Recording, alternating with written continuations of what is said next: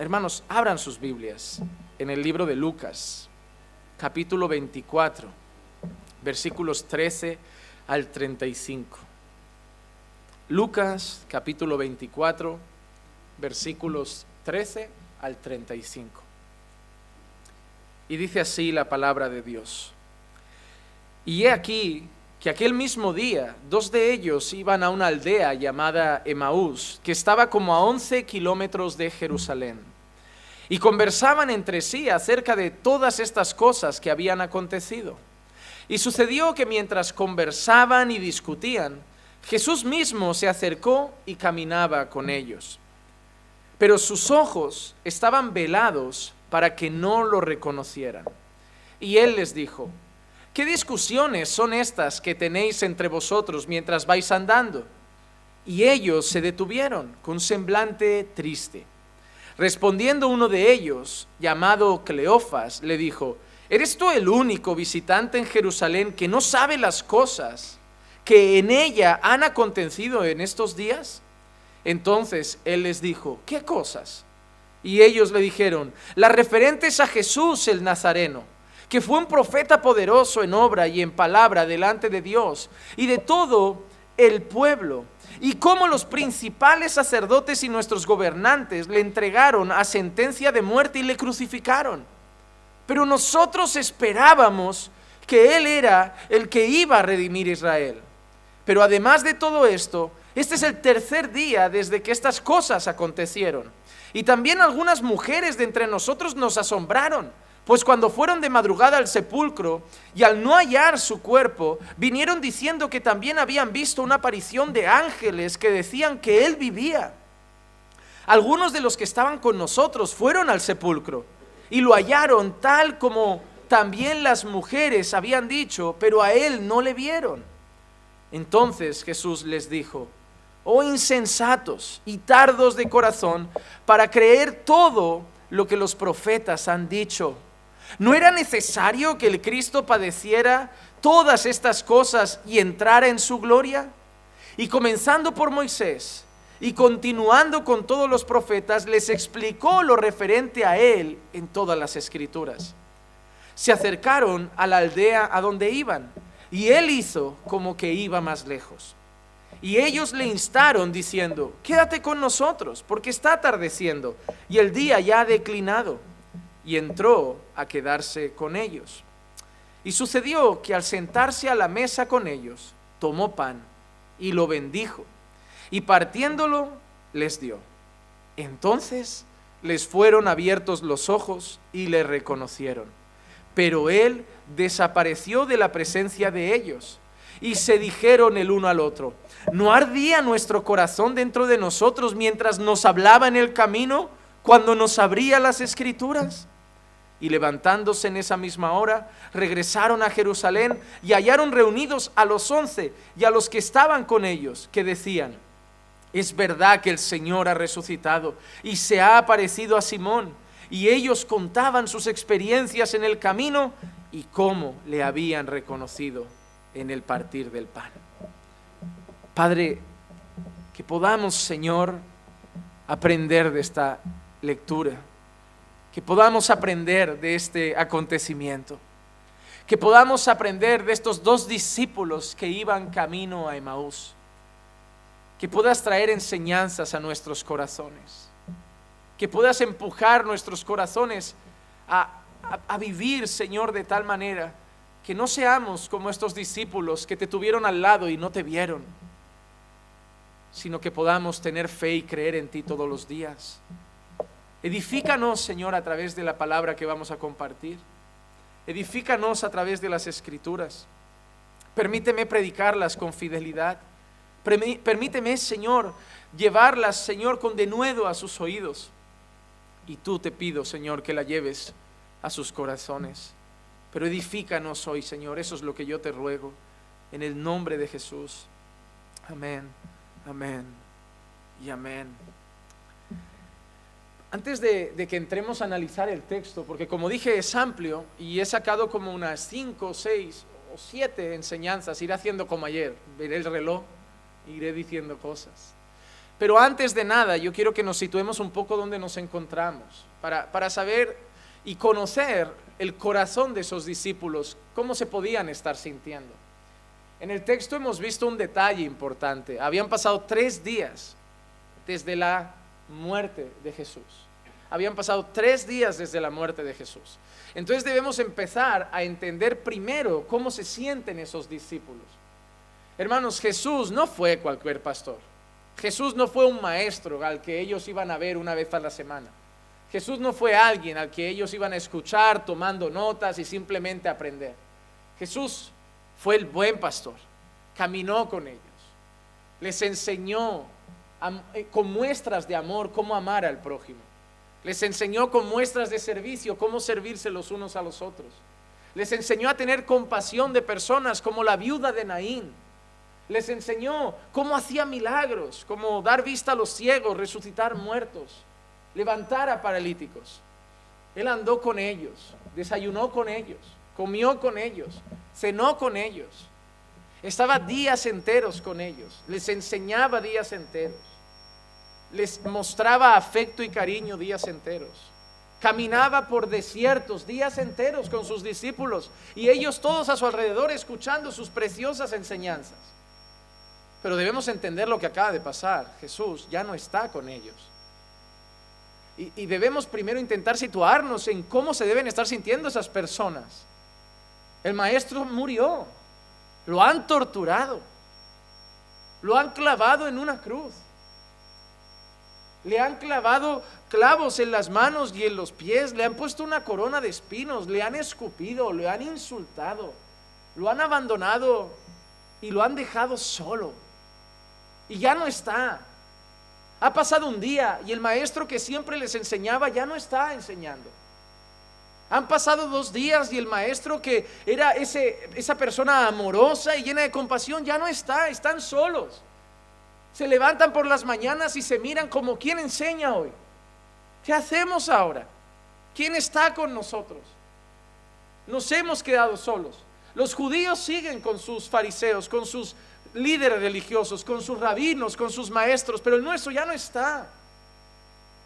No han perdido a cualquier persona, han perdido a alguien que era todo bondad, todo amor, todo compasión, todo pureza, y se han quedado solos de la noche a la mañana. Se han levantado una mañana y Jesús ya no estaba, el que ha estado con ellos 3 años y medio, andando a diario, ya no está, están tristes, están destrozados. Y yo pensaba en esto cuando leía estas palabras. Yo no sé si a la gente le pasa esto. Supongo que todos han visto la película aquella de la Pasión de Cristo. Hermano, desde que soy creyente, la escena de la crucifixión, mientras le dan los latigazos, hermano, yo la sufro. Sé que es una película, sé que es un actor, pero por un momento pienso en la espalda de mi Señor, en la cara de mi Señor, en los insultos contra mi Señor. Hermano, yo he llorado con esa película, sabiendo que es un actor, pero pensando en mi Señor. Pero para mí es una película que ya me conmueve. Ellos lo vieron, ellos estaban ahí.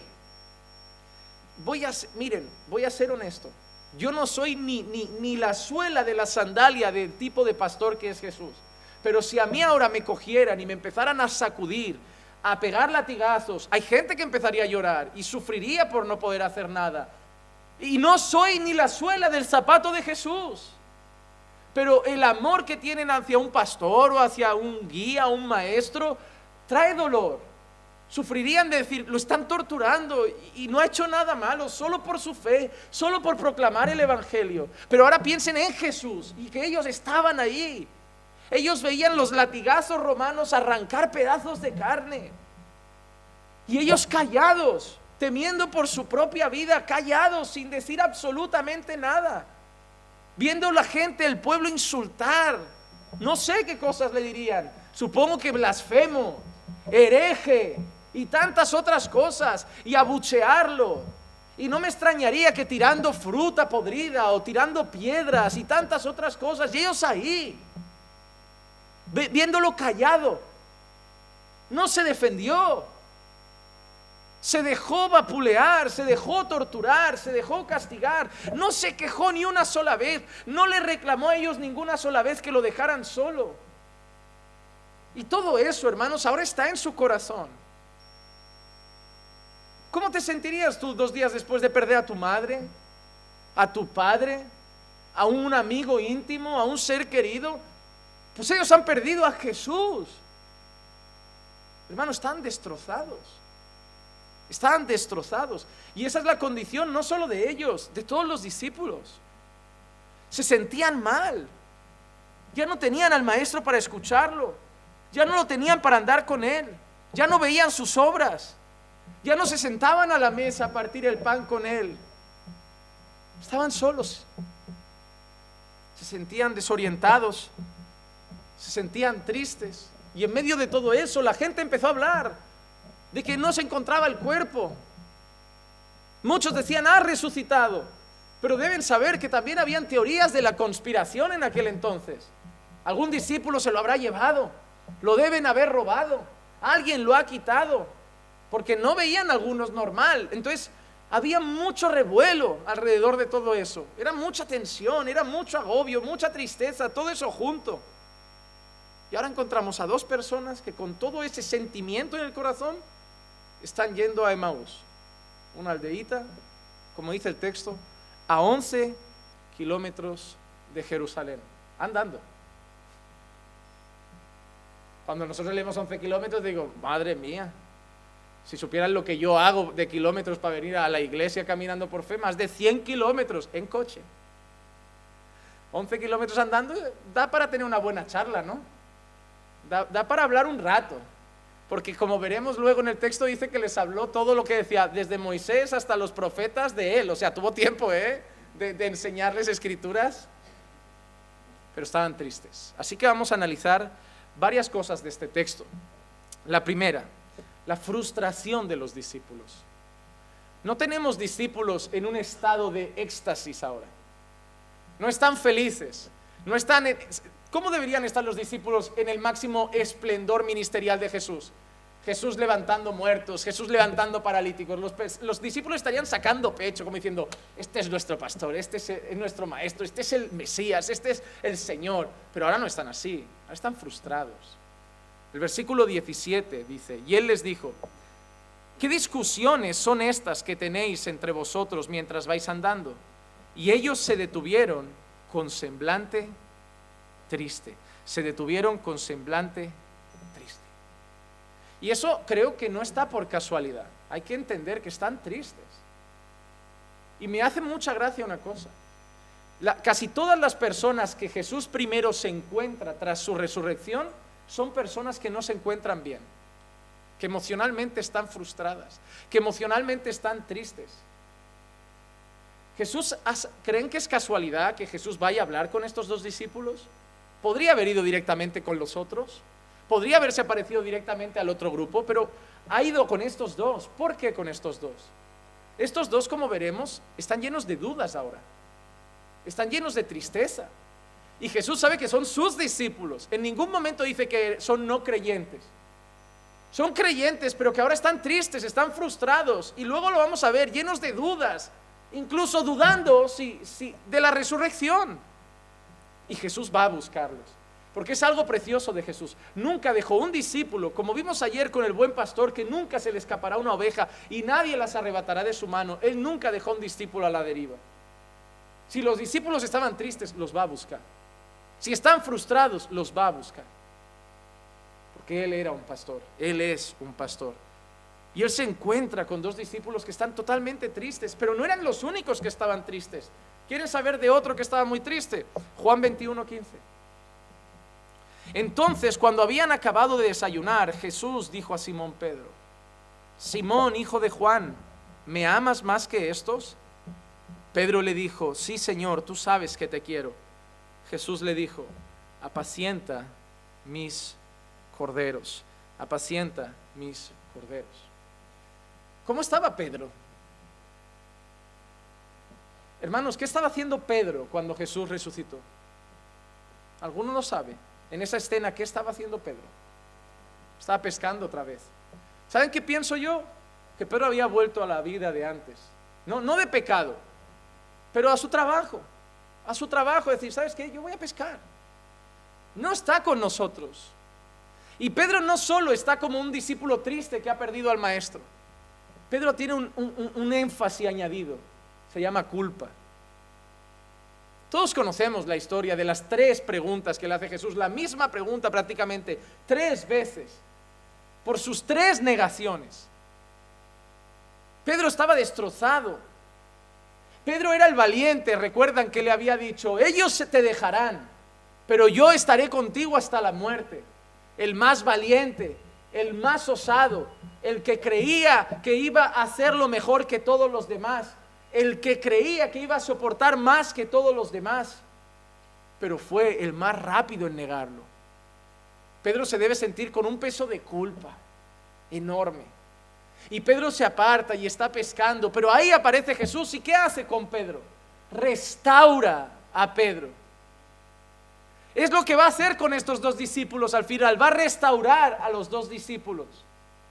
Y es lo primero que quiero deciros. Jesús nunca deja a sus discípulos en mal estado. Pastor, ¿qué significa eso? ¿Qué significa? Que los discípulos pasaremos por momentos malos. No toda nuestra vida espiritual va a ser fervorosa. No todos nuestros meses van a ser fervorosos. No todas nuestras semanas van a ser fervorosas.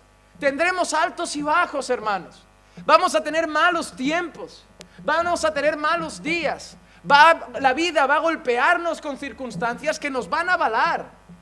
Algunos en un tiempo recibirán una llamada y les dirán, mamá murió. Algunos un día pueden coger el teléfono y un hospital decir, su hijo es fulano, ha tenido un accidente. Esas cosas pasan. Yo sé que no nos gusta pensar en eso, pero esas cosas pasan. Y esas cosas no avalan solo el día. Te afectan a nivel emocional, te afectan a nivel espiritual, te dejan desanimado, te dejan hundido. Puede llegar el desempleo, puede llegar una crisis financiera a tu casa. Yo no voy a ser el mensajero de la prosperidad de todo te va a ir bien. No van a poder llegar cosas malas. Pero tengo una cosa que yo sé, que es que en esas cosas malas Jesús no desampara a sus discípulos. Jesús los va a buscar. Jesús los va a restaurar. Jesús los va a levantar. Porque son sus ovejas. Él es el buen pastor y no los va a dejar tristes. No los va a dejar caídos. No los va a dejar hundidos porque son suyos. Y el que empezó la buena obra la va a terminar. A mí Dios ya me ha levantado y lo va a seguir haciendo. Yo también tengo malos días, yo tengo malas semanas, yo tengo malos meses y el Señor no me suelta. Yo también tengo momentos que vengo a la iglesia porque hay que venir, pero no estoy de ánimo. Yo también tengo momentos que el corazón me dice, hoy quiero quedarme en casa, hoy no quiero ver a nadie, pero vengo, tengo tareas que cumplir, pero estoy más con el cuerpo que con otra cosa. Mi cabeza está en otras cosas, a veces hay luchas, problemas, cosas familiares, pero el Señor nunca me deja así. En la tristeza me trae gozo. En la tribulación me acaba trayendo paz. En la angustia me acaba trayendo confianza. En la debilidad me acaba trayendo fuerza. El Señor no deja a sus discípulos como están cuando caen, porque no se complace. ¿Y saben por qué? Porque un discípulo caído no da la gloria. No da la gloria. ¿Cómo glorifica a Dios un discípulo cuando no tiene ánimo? ¿Cómo glorifica a Dios un discípulo cuando está abatido? ¿Cómo glorifica a Dios un discípulo cuando está triste? No tiene ganas de servir, no tiene ganas de orar, está pasando por momentos difíciles. Y Dios lo restaura, principalmente para que le den la gloria. Y es lo que va a hacer con estos 2 discípulos. Pero lo primero que quiero deciros es esto: son discípulos, no son no creyentes, no son cabras, son ovejas. Pero están mal en este momento. Ellos estaban mal. Pedro estuvo mal. Hermanos, a veces vivimos en un concepto de que el creyente tiene que ser un superhéroe, que nos cargamos a nosotros mismos con cosas que Dios no nos carga. Hermano, te digo una cosa: ser humano no es pecado. Pecado es querer ser Dios. Somos frágiles, ¿saben? Somos débiles. Dejen de que cuando alguien les pregunte, hermano, ¿cómo estás? En victoria. Si estás mal, estás mal. Nos han metido ese lenguaje, tenemos que declararlo. Y la gente va declarando y hundiéndose porque no pide ayuda, porque no pide socorro.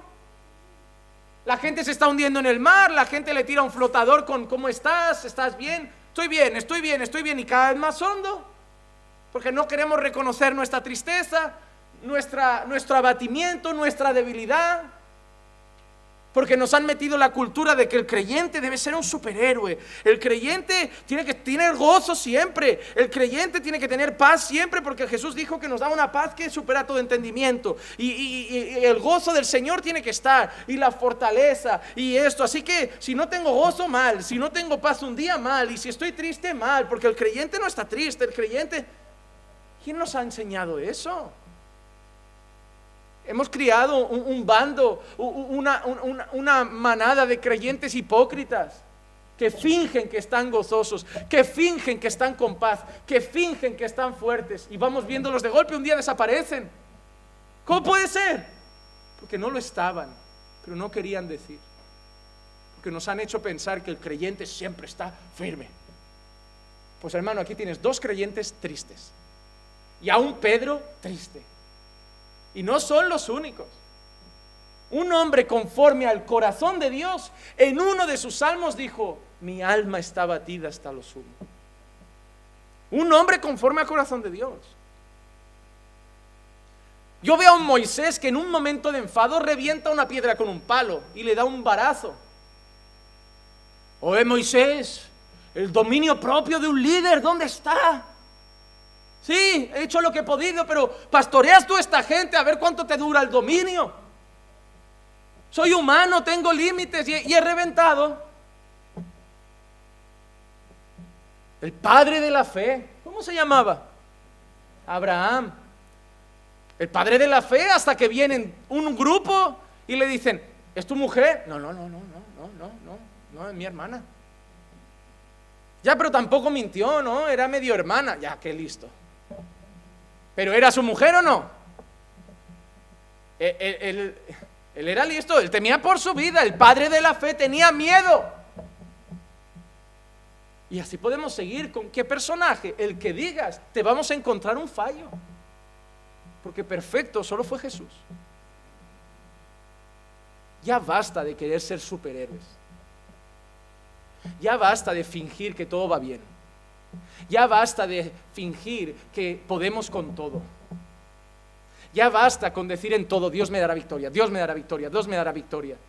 De sacar textos de contexto para creer que todo va a terminar bien. Te digo cosas. Hay hermanos que se tienen que llevar comida de esa caja. Y eso no significa que Dios los haya desamparado.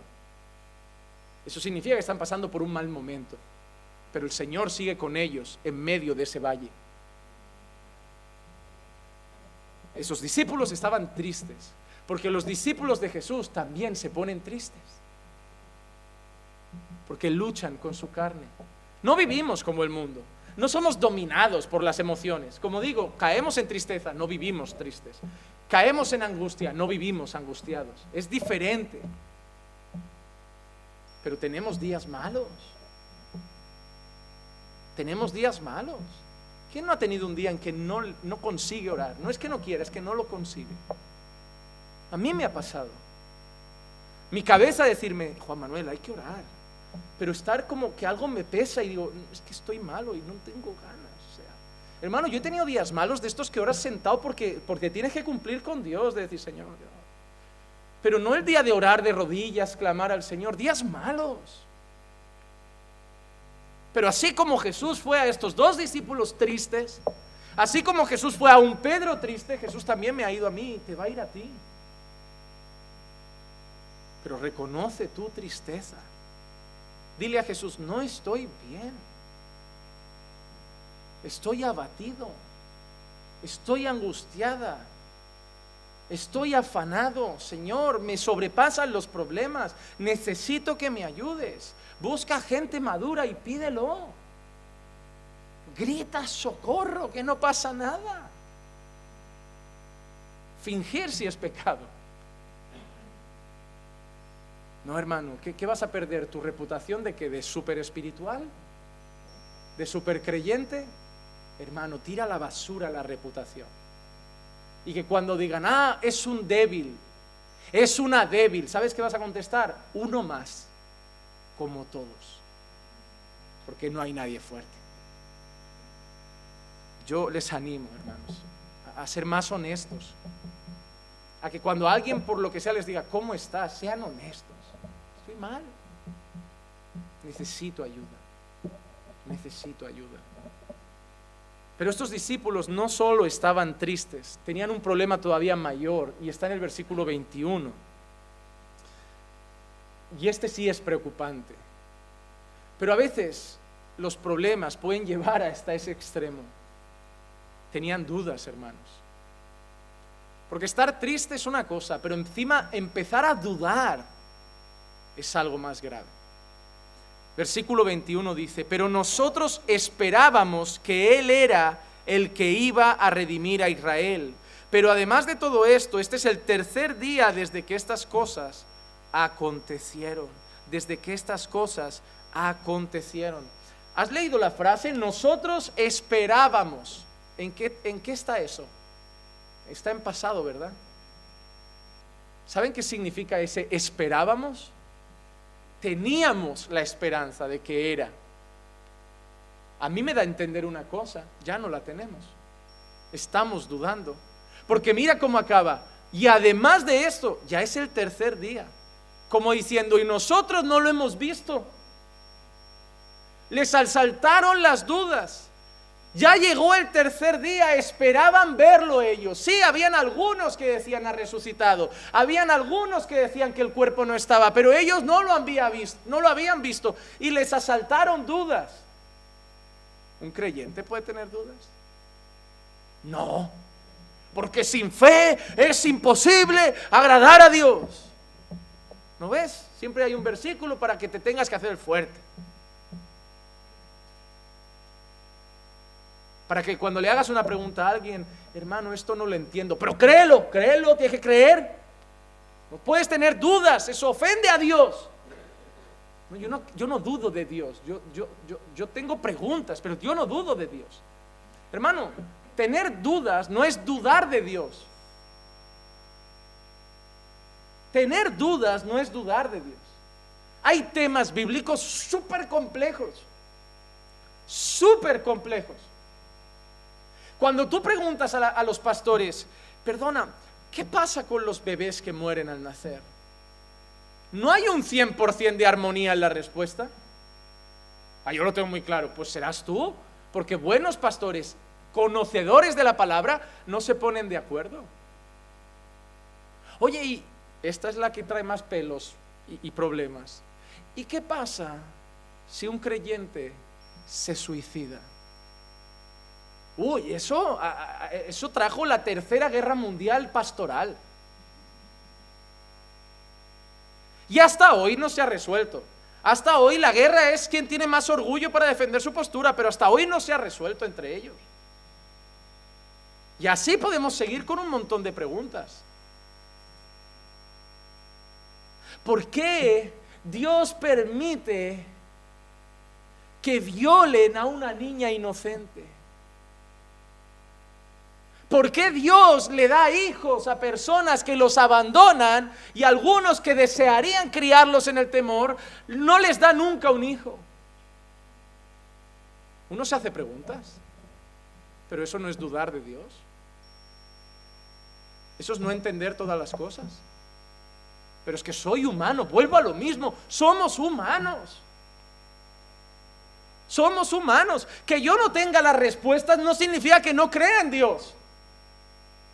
Yo hay muchas cosas que como pastor me preguntan y digo, no lo sé. Pero no dejo de creer en Dios por eso. Ya me lo explicará. Ya me lo contará. Tengo la eternidad para estar ante Él y que me diga las cosas que yo no lograba entender.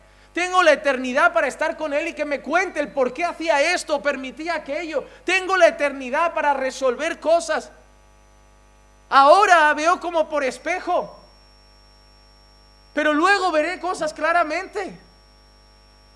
Pero hay cosas que sí tengo claras. Que Dios es Dios, que Jesús es Dios, que el Espíritu Santo es Dios, que nos ha salvado por gracia, que en la cruz pagó por mis pecados. Y eso no se avala. Un creyente puede tener dudas, sí, pero eso no lleva a dudar de Dios. Yo no dudo de la obra de la cruz. Yo no dudo de mi Redentor. Yo no dudo de mi Señor. Pero yo sé que tengo límites, que no tengo las respuestas, no sé todas las cosas y me hago 1000 preguntas. Pero eso no me lleva a desconfiar de Dios, me lleva a reconocer que yo soy hombre. Y ese es el problema del ser humano, que lucha por querer ser Dios.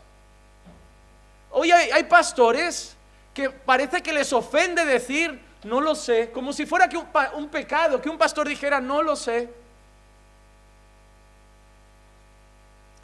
Ayer me escribió un amigo pastor y me dijo: Juan Manuel, tengo un caso en la iglesia de divorcio, segundas nupcias. ¿Qué piensas? Fui muy claro. Le dije: mira, yo antes pensaba muy abiertamente que en caso de abandono y adulterio, las segundas nupcias estaban permitidas. Pero después de estudiar mucho la Escritura, me he ido a la postura de Piper y otros grandes hombres, que empiezo a pensar que es que nada justifica las segundas nupcias. Porque total, si a mí mi marido me da una patada, significa que no es creyente, me va a acabar poniendo los cuernos. Así que cada vez que un hombre me deje, yo me voy a acabar pudiendo casar. Y otra cosa, la palabra que aparece es porneia, inmoralidad sexual. Allí entra masturbación, allí entra pornografía. Eso significa que si mi marido un día cae en masturbación, ya me puedo volver a casar. Si mi marido un día cae en pornografía, ya me puedo volver a casar. Entonces yo empiezo a ver una ventana muy abierta en ese texto, si realmente ese texto está abriendo una ventana. Pero entonces, ¿cuál es? Y digo, pues no lo sé, ahora mismo estoy ahí en medio, no sé qué hacer. Pero Juan Manuel, no puedes estar así. Digo, ¿qué hago? Te digo, ¿qué? ¿Te hago qué? Mi corazón lleno de misericordia ve al que ha sido abandonado y traicionado y con corazón le diría: oye, tú eres la víctima, cásate.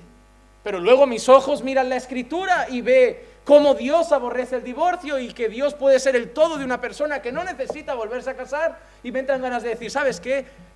Quédate con Dios, pero tampoco te hay garantía de que el segundo te vaya a hacer algo mejor, así que quédate con Dios, Él no falla. Entonces, ¿qué hago? Le digo, pues tú haz como yo, le dices a la gente que de momento, y son segundas nupcias, no se casen, porque tú de momento no tienes paz. Pero Juan Manuel, que tú eres pastor, digo, pues vale, tengo ya iré estudiando, ya iré definiéndome. Pero ahora mismo veo dos posturas, tengo amigos en las dos, he leído libros de las dos y las dos tienen sus propios argumentos. Sí, mi corazón está más inclinado hacia el nunca recasamiento, pero no quiero tampoco ponerme ahí hasta no estar 100% seguro y tampoco decirle a alguien que no se puede casar cuando a lo mejor la Biblia sí que se lo permite. Entonces, de momento, oye, pues vaya pastorucho, ¿no? Pues no sé, igual soy más tonto que el resto, pero yo no me voy a arriesgar. El día que lo tenga claro seré el primero que vendré. Iglesia, estudio bíblico. ¿Sobre qué? Matrimonio y segundas nupcias. Hoy lo tengo claro. Y ese día defenderé mi postura. Pero de momento, o no encajaba esta enseñanza con la serie de la familia, pero el pastor no la dio. Porque hasta que no esté 100% seguro, yo paso de dar una enseñanza y 2 semanas después descolgarla. Voy a esperar. ¿Me hace peor pastor? No. ¿Me hace más tonto? Puede ser. Pero es que yo no soy pastor porque tenga todas las respuestas. Tener preguntas, no saber todo, no es malo. Estos hombres tenían dudas. ¿Y sabes qué? A ti te pueden asaltar las dudas en algún momento de tu caminar con Dios. Te pueden asaltar. ¿Cómo? Mira, no fueron los únicos. Así como hemos visto a un Pedro triste, estos discípulos no fueron los únicos con dudas. Es más, te voy a decir quién tuvo dudas. Alguien de quien Jesús mismo dijo: ningún hombre nacido de mujer es más grande que Juan Bautista. Lucas 7, 19 y 20 dice: y llamando Juan a 2 de sus discípulos, los envió al Señor diciendo: ¿eres tú el que ha de venir o esperamos a otro? Cuando los hombres llegaron a él, dijeron: Juan el Bautista nos ha enviado a ti diciendo: ¿eres tú el que ha de venir o esperamos a otro? ¿Soy yo el raro o Juan el Bautista en una ocasión dijo: Él es el Cordero de Dios que quita el pecado del mundo? Ahora tenemos a Juan diciendo: preguntadle si Él es el Cordero de Dios que quita el pecado del mundo. Eso es lo que acaba de pasar. ¿O no lo ven igual?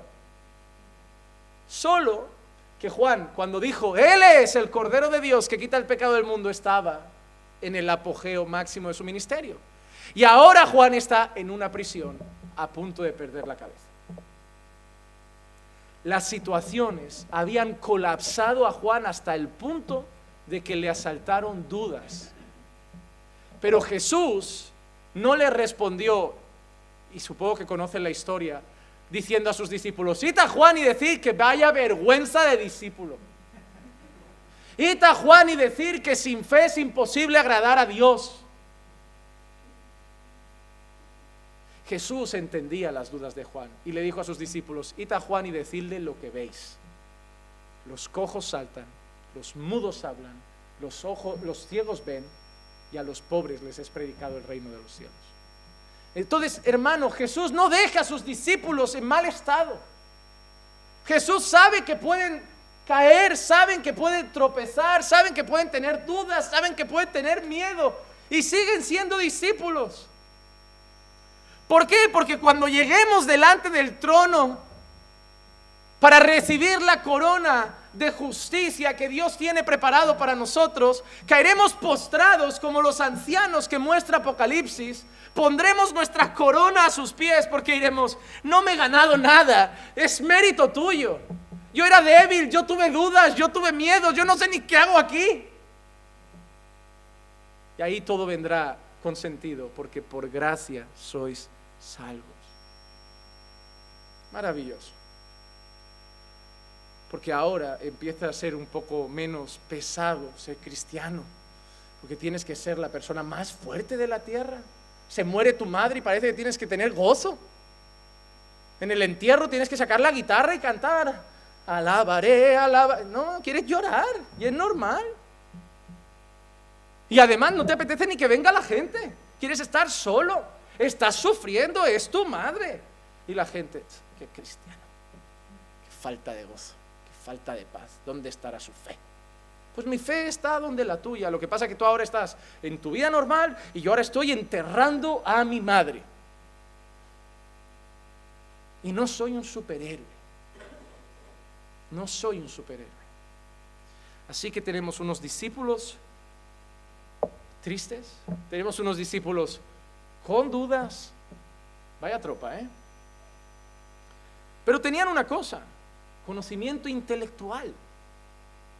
Conocimiento intelectual, versículos 22 y 24, miren lo que dice, 22 al 24. Y también algunas mujeres de entre nosotros nos asombraron, pues cuando fueron de madrugada al sepulcro y al no hallar su cuerpo, vinieron diciendo que también habían visto una aparición de ángeles que decían que él vivía. Algunos de los que estaban con nosotros fueron al sepulcro y lo hallaron, tal como también las mujeres lo habían dicho, pero a él no le vieron, pero a él no le vieron. Los discípulos sabían que Jesús había resucitado. Los discípulos sabían que Jesús dijo que iba a resucitar.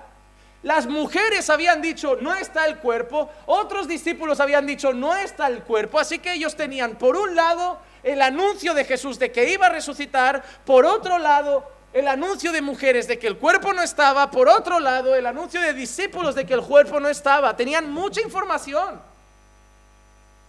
Los discípulos tenían conocimiento, como tú puedes tener conocimiento. Hermano, te digo una cosa: el conocimiento no nos da madurez, el conocimiento no nos da fortaleza en la fe, el conocimiento no nos hace más fuertes espiritualmente. Puedes tener conocimiento y acabar en el mismo infierno. Esos discípulos habían escuchado las enseñanzas de Jesús. Jesús había dicho: tengo que morir, tengo que ir a la cruz y voy a resucitar al tercer día. Además de eso, ellos no lo habían visto, pero había mujeres que dicen que incluso habían tenido un encuentro con ángeles y que les había dicho que Él vivía, es decir, que habían confirmado el anuncio y la promesa de Jesús. Y otros discípulos, para corroborarlo fueron y realmente dijeron: sí, es verdad, el cuerpo no está. Pero podían haber pensado: ya, igual lo ha movido algún discípulo, igual lo ha robado alguien, igual entre unos 4, 5 o 10 movieron la piedra y se lo han llevado, porque tenían conocimiento. Pero les faltó la cosa más importante. Porque, hermano, puedes tener tristeza, puedes tener dudas, puedes tener hasta algún conocimiento intelectual, pero no te puede faltar fe. Si Dios ha dicho algo, hay que creerlo. Yo puedo dudar de lo que Dios a lo mejor no ha revelado y no entiendo, pero si Dios ha dicho algo, hay que creerlo. Ellos no tenían ni siquiera que creer por lo que habían dicho las mujeres. Ellos no tenían ni siquiera que creer por lo que habían dicho los otros discípulos. Ellos tenían que creer porque Jesús dijo que iba a resucitar. Ellos tenían conocimiento, pero no tenían fe. La falta de fe de los discípulos queda muy reflejada en los versículos 25 al 27. Entonces Jesús les dijo: oh insensatos y tardos de corazón para creer todo lo que los profetas han dicho. ¿No era necesario que el Cristo padeciera todas estas cosas y entrara en su gloria? Y comenzando por Moisés y continuando con todos los profetas, les explicó lo referente a él en todas las Escrituras. Pero mira la expresión de Jesús. Expresión de Jesús, pero que ellos no saben que es Jesús. Hasta ahí todavía los ojos los tienen velados. Una cosa, quien les veló los ojos fue Dios. Ellos ya habían estado con Jesús. Dios les veló los ojos. No fue Satanás. Dios quería tratar con sus corazones. Pero mira la frase de Jesús: oh insensatos y tardos de corazón para creer lo que han anunciado en las Escrituras desde Moisés y los profetas sobre mí. El problema de vosotros no es que te estáis tristes. El problema de vosotros no es que tenéis ciertas dudas. El problema de vosotros no es que estáis abatidos. El problema de vosotros no es si un cuerpo mío ha aparecido. No, el problema de vosotros es que no tenéis fe para creer todo lo que las Escrituras han dicho de mí. Jesús les está llamando hombres de poca fe. Y no es la primera vez. Marcos 4:40. Entonces les dijo: ¿por qué estáis amedrentados? ¿Cómo no tenéis fe? ¿Cómo no tenéis fe? ¿Qué ocasión fue esa? Los discípulos en el barco, ¿y qué llega de golpe?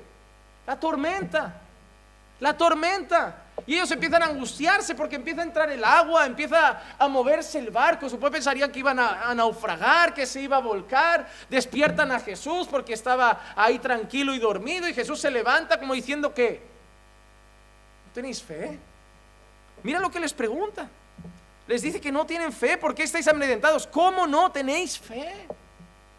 Estoy yo con vosotros. Estoy en vuestro barco. ¿Cómo me voy a hundir y morir yo si tengo que cumplir la labor de mi Padre? ¿Cómo no tenéis fe? ¿Cómo voy a deciros vamos al otro lado para mataros? Soy muy chungo entonces, ¿no? Los voy a matar sin que se den cuenta. Vamos a pasar al otro lado en un barco. Toma, y yo ya me muero con ellos. ¿No tenéis fe? He dicho que vayamos al otro lado. Hay cosas que hacer.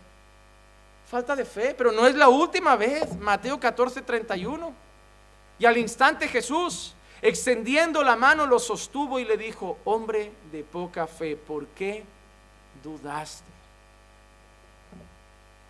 ¿Quién fue este?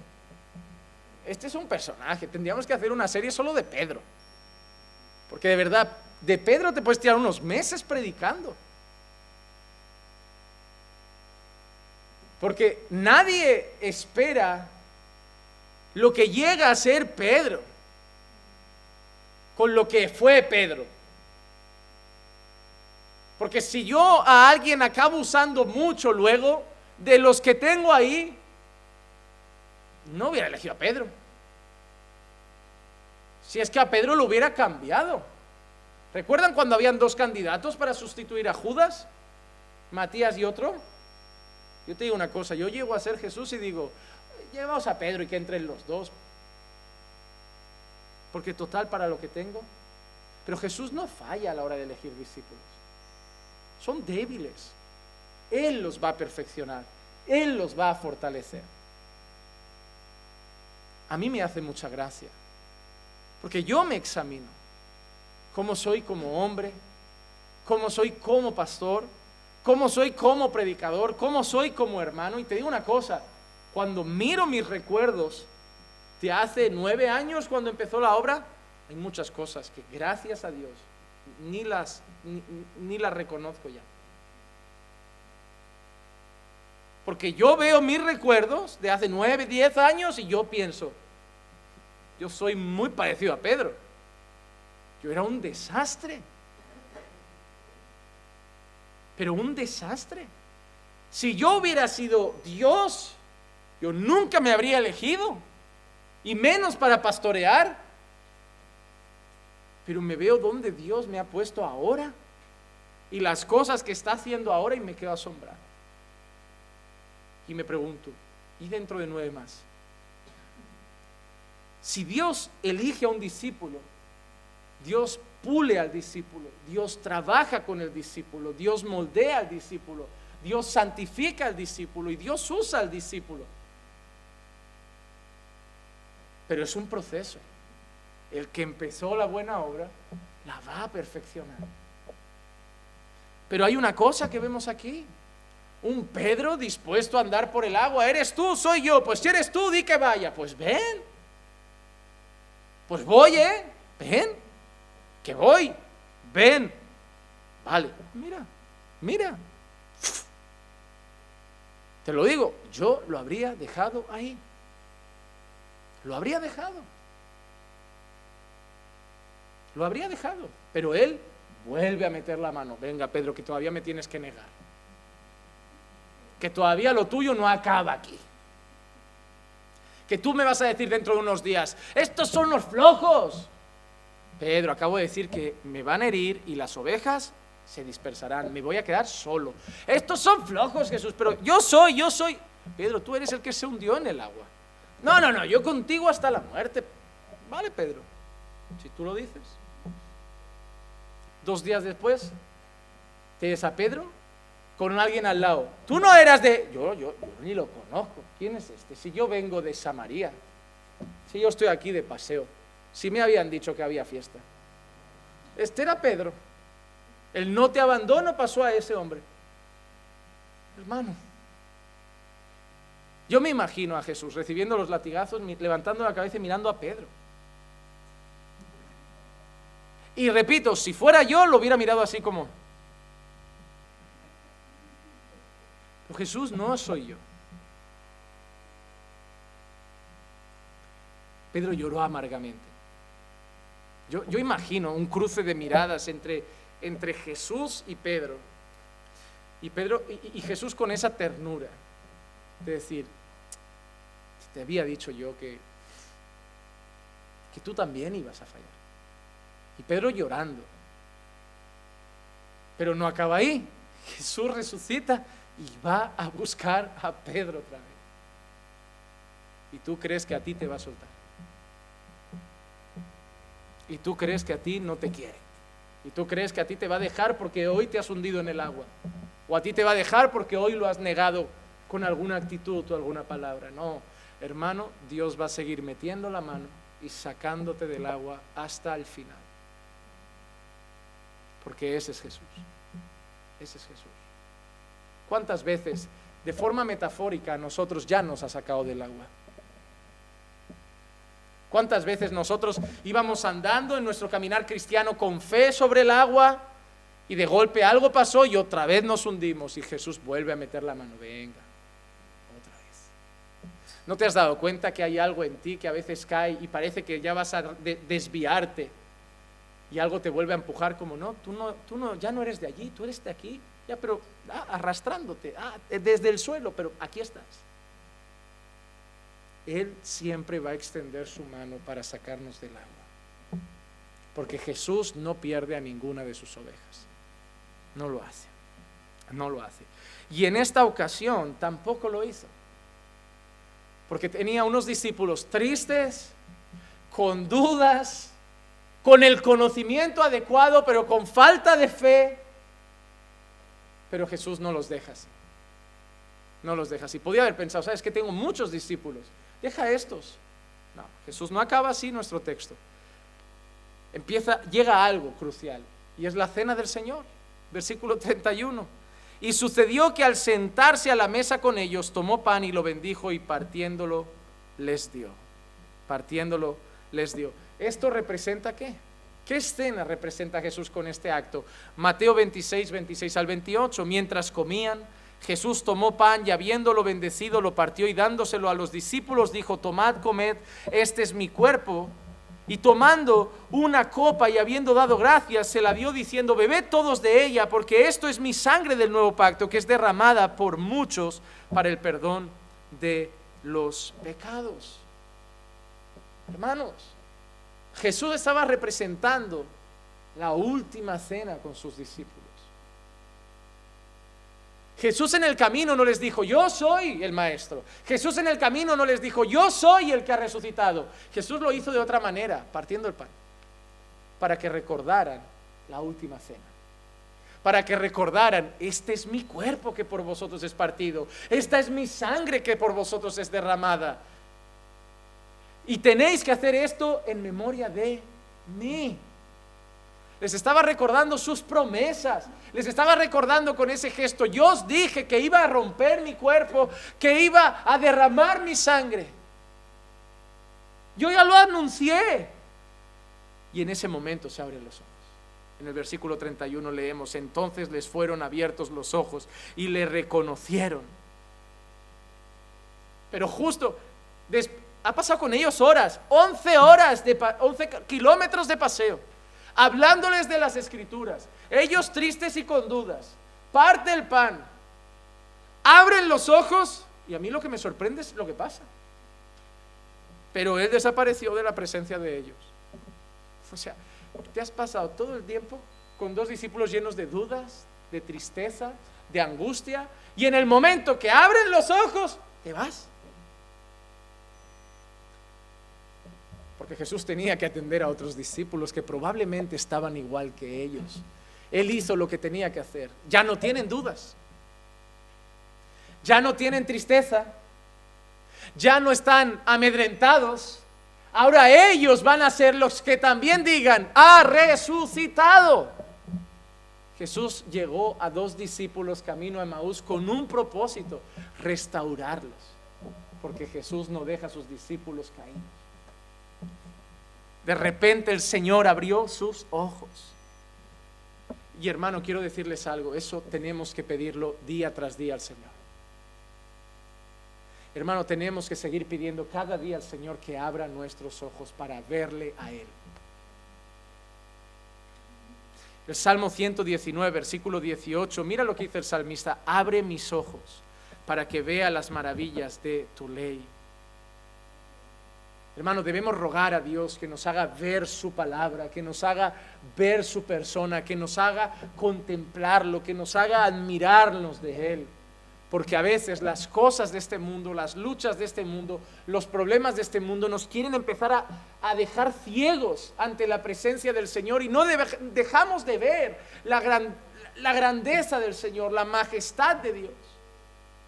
Hay momentos que empezamos a vivir como si nuestro Dios fuera débil, como si nuestro Dios fuera pequeño, angustiados, afanados, con miedo, porque las cosas están haciendo que dejemos de ver a Dios, y debemos preguntarle y pedirle a Dios: Señor, déjame verte, déjame ver y recordar que sigue siendo ese Dios grande y todopoderoso, y eso me dará paz y me dará confianza en medio de todo lo que estoy pasando.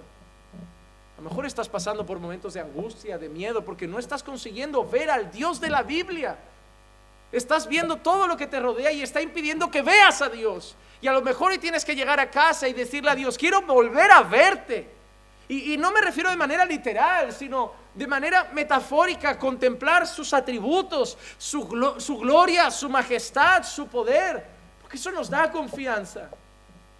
Cuando pasan cosas malas en la vida, agacho la cabeza, me pongo abatido y triste, pero le digo al Señor: déjame verte. Y el Señor me vuelve a decir: Juanma, soy soberano, yo estoy en el trono, yo controlo todo, tranquilo.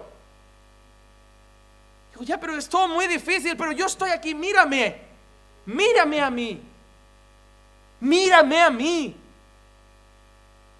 En el Antiguo Testamento hay un texto que me encanta que dice: miradle a Él y sed salvos. Solo eso pide: miradme a mí, contempladme. Cuando me miréis a mí encontraréis confianza, encontraréis paz, encontraréis fuerza. Pero no apartéis los ojos de Dios.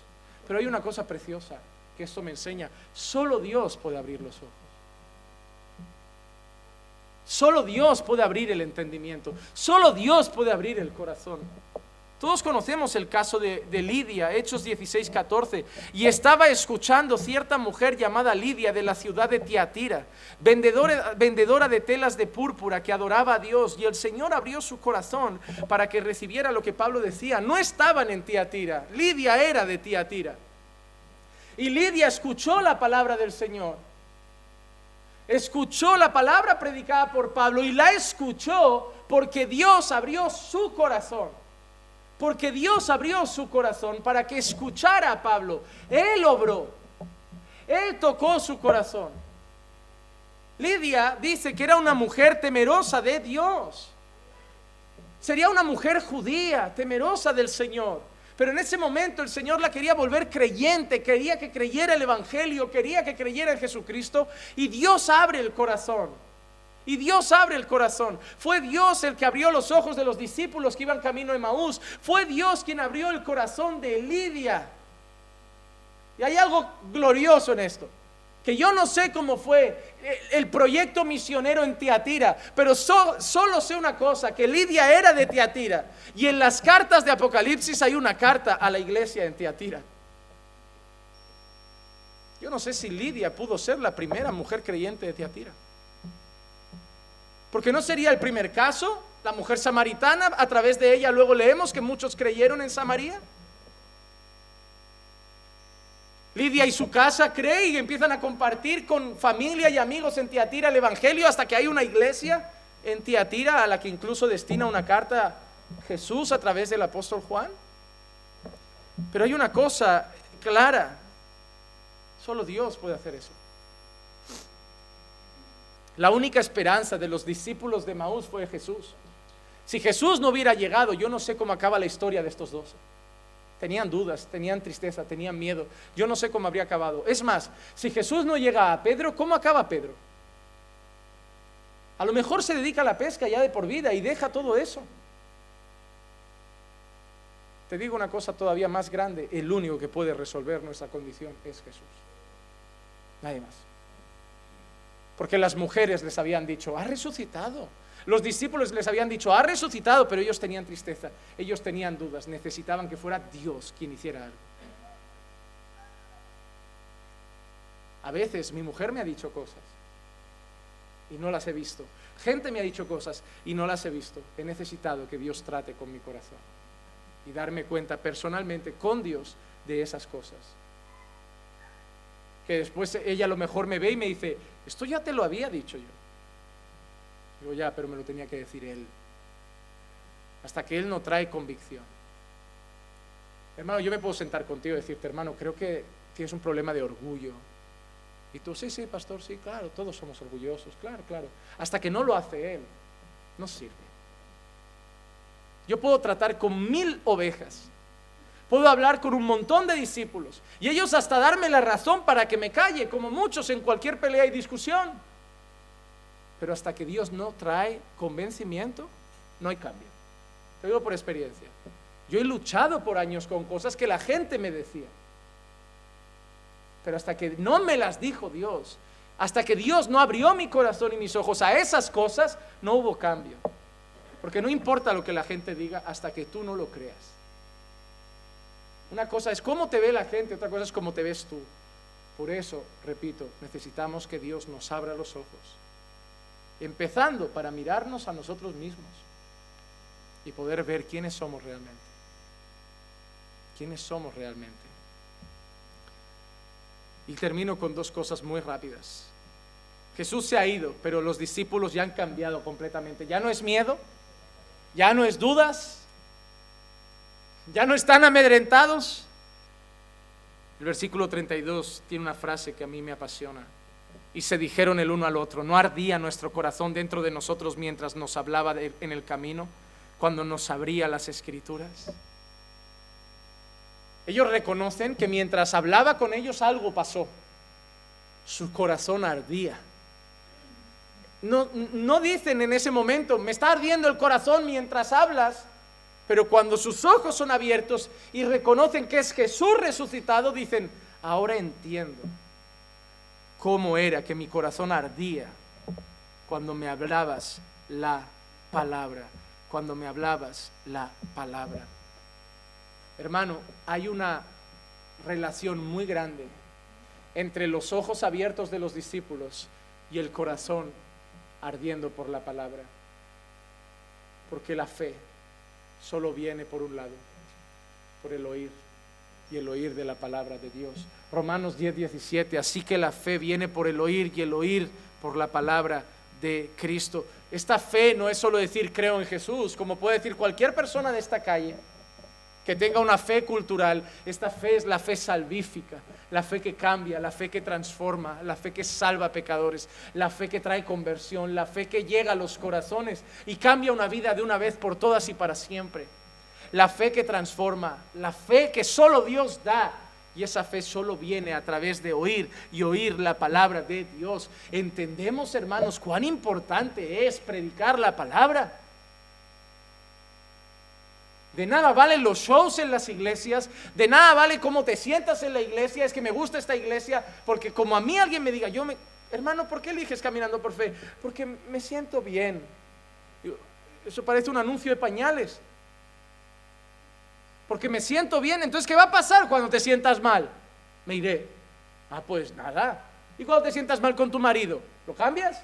¿Y cuando te sientas mal con tus hijos? ¿Los echas? ¿Y cuando te sientas, qué harás? Porque hay mucha gente que elige una iglesia porque se siente bien. Hay mucha gente que elige una iglesia porque siente cosas. Hay mucha gente que elige una iglesia porque ve cosas. Pero la fe viene por el oír, y el oír la palabra de Dios. Milagros los puedes experimentar en tu casa. Milagros los puedes experimentar en la calle. ¿Desde cuánto Jesús solo hacía milagros en cultos?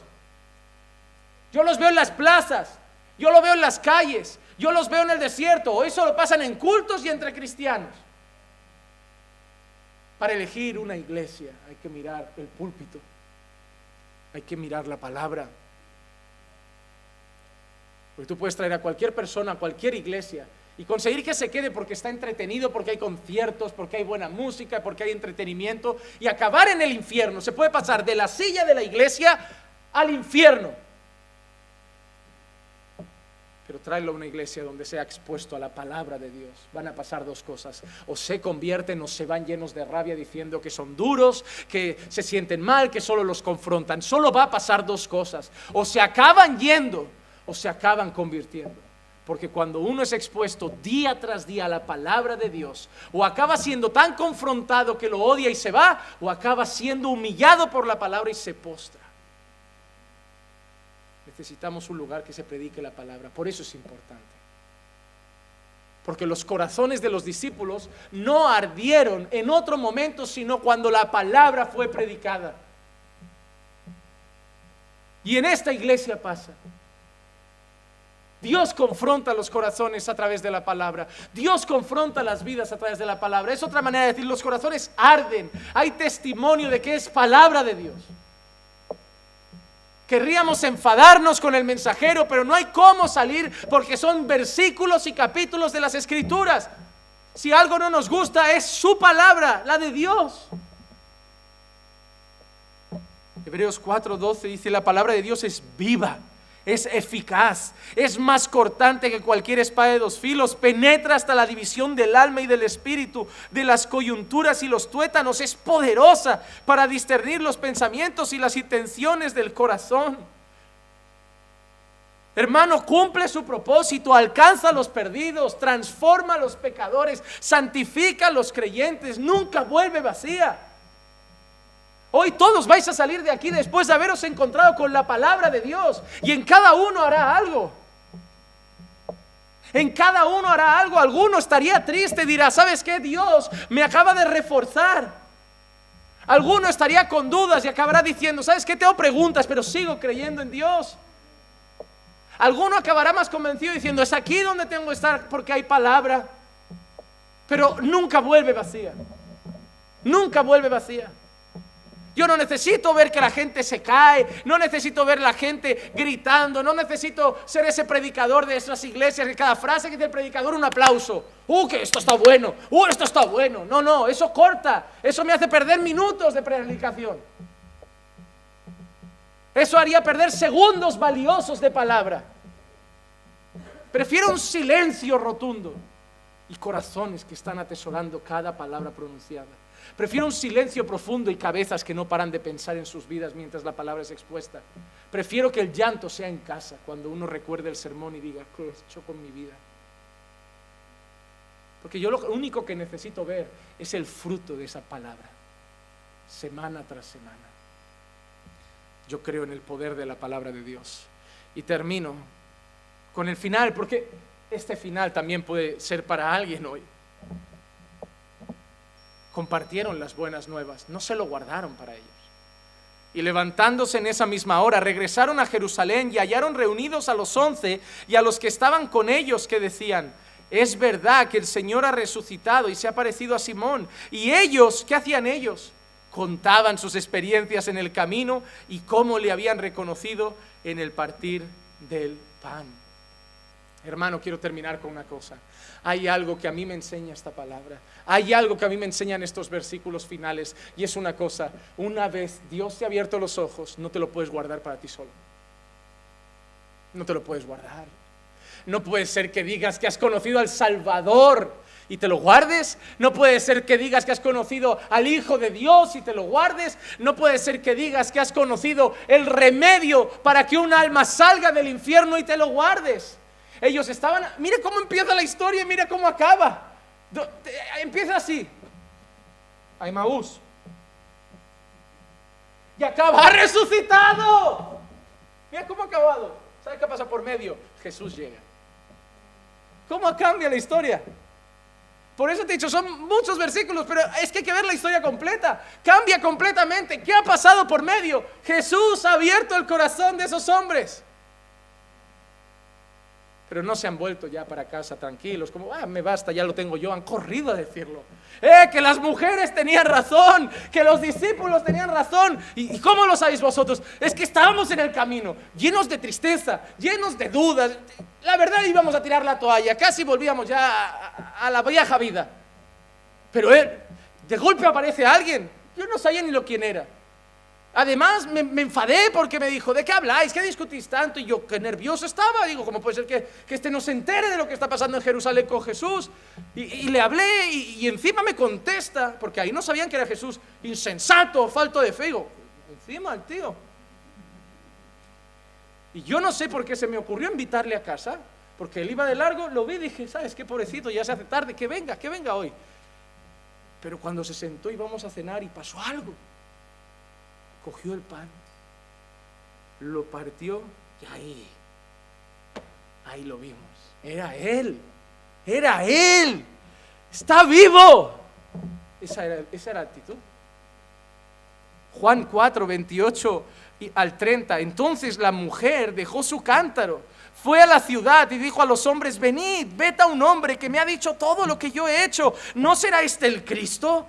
Y salieron de la ciudad e iban a él. Y en el versículo 39 leemos: y de aquella ciudad muchos de los samaritanos creyeron en él por la palabra de la mujer, que daba testimonio diciendo: él me dijo todo lo que yo he hecho. Hermano, hay una cosa que te voy a decir: si Dios te ha salvado, tienes una misión. No puedes seguir siendo una persona que dice que conoce a Jesús y que vive como los que iban a Emaús. No, hermano, ahora somos los otros. Jesús ha venido, Jesús ha llegado, Jesús nos ha salvado. Ahora somos los que tenemos que ir en el vagón del metro diciendo: ¡está vivo! Ahí hay un loco, agentes, Mossos de Escuadra. Un loco aquí en el metro dice que alguien anda vivo. Normal, estamos todos vivos, agentes. Que nos tomen por locos. El mensaje de la cruz es locura para los que se pierden. Pero hay que ir en el bus y decir: resucitó, no se quedó en la cruz. Quitaos ya esos colgantes con ese Jesús colgado. Él está vivo y va a volver. No lo hacemos. Nos sentamos con familiares no creyentes y hablamos de fútbol, de que el Barça está hecho un desastre, de que el Madrid es una porquería y de que el Betis cada vez va mejor. Cada día perdiendo el tiempo con tonterías, hablando de la última serie de Netflix, pero no les decimos que está vivo. Y lo que me parece más humillante, que ahora en estas fiestas solo estamos preocupados de: hay que hacer mucha comida, a quién invitamos a casa, hay que comprar regalos para la sobrina, hay que comprar regalos para el nieto, hay que comprar regalos para la abuela, hay que comprar regalos para la madre. Y lo peor es que nos vamos a sentar en las mesas y en estas fechas nadie va a decir: está vivo. Y eso ya es muy humillante, porque no puede ser que ya nos haya abierto los ojos y sigamos andando como los que los tienen cerrados. Hermanos, hemos conocido al Salvador. Tenemos una misión, iglesia. Tenemos que cumplir la misión. Usa tus redes para hablar de Jesús. Usa tu estado de WhatsApp para hablar de Jesús. Que cuando tu madre entre en tu estado de WhatsApp, Biblia. Que cuando tu madre se meta en el Facebook, Biblia. Que cuando tu madre se meta en Instagram, Biblia. Pero que cada vez que alguien te encuentre solo vea algo: palabra de Dios, palabra de Dios, palabra de Dios. Porque para el mundo ya están las otras cosas. Que nuestras redes sean para su gloria, nuestra boca para su gloria, nuestros pies para su gloria, nuestro teléfono para su gloria, nuestro tiempo para su gloria. Porque ya no somos los que estaban tristes con los ojos cerrados. Nos abrió el corazón. Y ahora sabemos que Él está vivo. Vamos a predicar el Evangelio. Vamos a orar. Padre, te damos gracias, Señor, por tu palabra. Gracias, Señor, por haber llegado a nuestros corazones un día como llegaste, Señor, a cada uno de tus discípulos. Gracias, Señor, también por tu compasión y misericordia. Gracias por tu bondad. Gracias, Señor, por tu perdón. Gracias por tu paciencia, Señor. Pero gracias sobre todo por no soltarnos nunca, por no dejar de extender tu mano para levantarnos. Gracias, Señor, gracias. Bendice tu palabra en esta noche, que pueda dar fruto en los corazones, Señor, que pueda crecer en el corazón de cada uno de nosotros. Y yo sé, Señor, que no volverá vacía. Cumple el propósito por el cual fue enviada, Señor, y obra en nuestra iglesia, Señor, a través de este mensaje. Te lo pido en el nombre de Jesús. Amén, amén y amén.